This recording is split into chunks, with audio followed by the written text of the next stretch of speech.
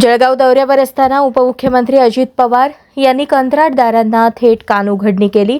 कामाच्या दर्जाबाबत सातत्याने तक्रारी येत असल्याने अजितदादांनी ठाम शब्दात चेतावणी दिली। काम नीट केलं नाही तर कंत्राटदारांना सोडणार नाही असा इशारा त्यांनी दिला। जनतेच्या पैशांचा अपव्यय सहन केला जाणार नाही असं स्पष्ट करत पवारांनी प्रशासनालाही सजग राहण्याचा आदेश दिला। त्यांच्या या वक्तव्यामुळे जिल्ह्यात खळबळ माजली असून कंत्राटदार वर्गात चिंता पसरली आहे।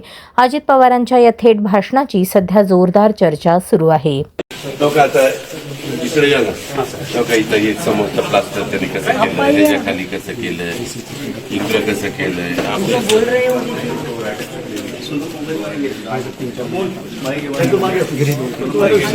कशी हे काम इतकं किचकट आणि हे आहे की काय त्याला विचारत। आणि माझी तुम्हाला विनंती आहे की स्क्रू हे जे टाका ते पण टाका आणि न गरजणारे पण टाका, कारण हे 100% हे एसएसचे नाही, हे एसएसचे नाही।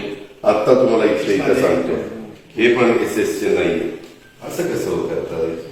जे आमचे अधिकारी म्हणजे हे काम आमच्या डीनचं किंवा कोणाचं नाही, हे काम पीडब्ल्यूडीचं केंद्र जे कलर संपलाय त्याच्यावर काय ग्रॅनाइट आहे, हा कलर संपलाय त्याच्यावर काय प्लास्टर त्याच्या पॅडलच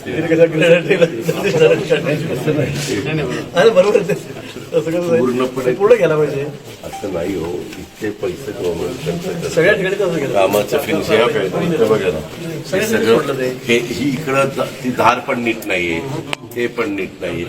आमच्या मराठी भाषेत आम्ही म्हणतो दोरी ओळंब्यात असं नाही पाहिजे। वरचा पण फिनिशिंग बघ पूर्ण आहे का? आता हे तर फिनिशिंग होऊ शकत नाही, त्याचं नीट कटिंगच झाली नाही, हे जरा खाली आले ते थोडं